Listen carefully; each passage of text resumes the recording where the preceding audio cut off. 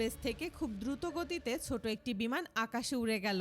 বিমানের পাইলটের 1 মিনিটও সময় নষ্ট করার সুযোগ নেই। প্রতিটি সেকেন্ড যেন এখানে অনেক মূল্যবান। বিমানের ভেতরে রয়েছে লেবাননের স্পেশাল কমান্ডো ফোর্সের একটি ইউনিট। লেবাননের দক্ষিণ সীমান্তের একটি মিলিটারি বেস থেকে জরুরি ফোন এসেছে, সেখানে দ্রুত কয়েকজন কমান্ডো দরকার।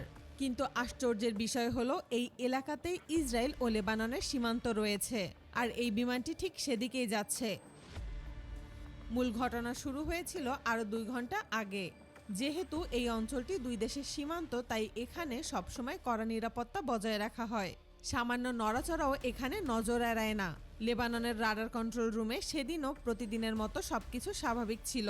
ক্যাপ্টেন কাশেম ফরহাদি রুম থেকে বের হয়ে বাইরে যাচ্ছিলেন। হঠাৎ তিনি দূরের আকাশে একটি বিমানকে খুব দ্রুত গতিতে উড়ে যেতে দেখেন। কিন্তু আশ্চর্যের বিষয় হলো তিনি কোনো শব্দই শুনতে পাননি। এত দ্রুতগতির একটি বিমানের কোনো শব্দ না থাকা বিষয়টি তাকে চিন্তায় ফেলে দেয়। তিনি দ্রুত রাডার কন্ট্রোল রুমে ফিরে যান। রাডার চালু করেন, কিন্তু রাডার স্ক্রিনে কিছুই দেখা যাচ্ছিল না। এটা দেখে তিনি মোটেও অবাক হননি। এমন ঘটনা তাদের জন্য নতুন কিছু নয়। যদিও তাদের কাছে রাশিয়ান উন্নত রাডার সিস্টেম আছে, তবুও আধুনিক পঞ্চম প্রজন্মের যুদ্ধবিমানকে সবসময় নিখুঁতভাবে শনাক্ত করা সম্ভব হয় না। তিনি বুঝতে পারলেন এটি একটি 5th জেনারেশন ফাইটার জেট।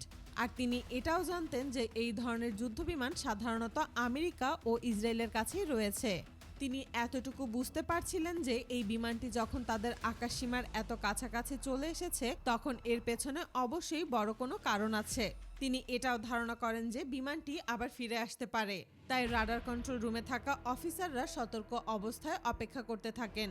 প্রায় 17 মিনিট পর রাডার স্ক্রিনে একটি সিগন্যাল দেখা যায়। এটি বেশ বড় একটি সিগন্যাল ছিল, তবে সেটি তাদের আকাশসীমা থেকে মাত্র 7 মাইল দূরে ছিল এবং ধীরে ধীরে সীমান্তের দিকে এগিয়ে আসছিল। সাধারণত কোনো যুদ্ধবিমান এত বড় সিগন্যাল তৈরি করে না। যুদ্ধবিমানকে এমনভাবে তৈরি করা হয় যেন রাডারে অদৃশ্য থাকতে পারে, কিন্তু এখানে ঘটনা সম্পূর্ণ উল্টো। ক্যাপ্টেন কাশেম ফরহাদি কোনো ঝুঁকি না নিয়ে সঙ্গে সঙ্গে এয়ার ডিফেন্স সিস্টেম চালু করার নির্দেশ দেন। তবে তিনি ভালো করেই জানতেন যে তাদের ডিফেন্স সিস্টেম খুব বেশি উন্নত নয়। তারা সাধারণত S-125 নেভা সিরিজের এয়ার ডিফেন্স সিস্টেম ব্যবহার করে। এতে থাকা মিসাইলের গতি ঘন্টায় প্রায় 3500 কিলোমিটার হলেও এটি সর্বোচ্চ প্রায় 35 কিলোমিটার দূরের লক্ষ্যবস্তুতে আঘাত করার জন্য তৈরি। তাই আধুনিক উন্নত যুদ্ধবিমানের বিরুদ্ধে এই সিস্টেম খুব একটা কার্যকর নয়। কিন্তু কিছুক্ষণ পর রাডার কন্ট্রোল রুমে থাকা অফিসাররা দেখতে পান বিমানটি সীমান্তের খুব কাছে এসে কিছুক্ষণ স্থির থেকে আবার ঘুরে চলে যাচ্ছে। এই আচরণ তাদের কাছে অস্বাভাবিক মনে হয়। তখন তারা বুঝতে পারেন এটি কোনো ফাইটার জেট নয়, বরং একটি military transport aircraft. Radar officer প্রথমে ভাবলেন এটি হয়তো কোনো সাধারণ মহড়া, কিন্তু হঠাৎ তার মাথায় আসে এই ধরনের বিমান দিয়ে সৈন্য নামানো হয়। তাই পুরো বিষয়টি নিশ্চিত হওয়ার জন্য তারা তাদের নিজস্ব তৈরি মোজাহের সিরিজের ড্রোন আকাশে পাঠিয়ে দেয়। মাত্র কয়েক মিনিটের মধ্যেই পরিষ্কার হয়ে যায় যে ওই ট্রান্সপোর্ট বিমানে থাকা সৈন্যরা প্যারাশুটের মাধ্যমে নিচে নেমেছে, অর্থাৎ প্যারাগ্লাইডিং করে তারা ওই এলাকায় অবতরণ করেছে। আর এই ঘটনাটি তারা আগে বুঝতেই পারেননি। দেরি না করে লেবাননের প্রধান মিলিটারি কমান্ড সেন্টারে খবর পাঠানো হয়। সেখানে থাকা স্পেশাল কমান্ডো ফোর্স দ্রুত একটি বিমানে উঠে পড়ে। জানলে অবাক হবেন, লেবাননের এই কমান্ডো ইউনিট মধ্যপ্রাচ্যে বেশ পরিচিত এবং দক্ষতার জন্য সুপরিচিত। তাদের কাছে উন্নত সামরিক বিমান থাকলেও দ্রুত যাতায়াতের জন্য তারা ছোট আকারের বিমান ব্যবহার করে।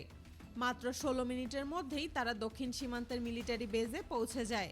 যেহেতু এই ছোট বিমানে একবারে মাত্র 16 জন কমান্ডো বহন করা যায়, তাই বিমানটিকে আবার ফিরে গিয়ে নতুন করে সৈন্য আনতে হবে। ফলে কমান্ডোদের নামার একমাত্র উপায় ছিল প্যারাশুট নিয়ে নিচে নামা। তারা এতে বেশ দক্ষ এবং প্রশিক্ষিত। মাত্র 1 মিনিটের মধ্যেই পুরো দলকে নামিয়ে দিয়ে বিমানটি আবার নতুন সৈন্য আনার জন্য ফিরে যায়। লেবানন তাদের দক্ষিণ সীমান্তে সবসময় কড়া নজরদারি বজায় রাখে।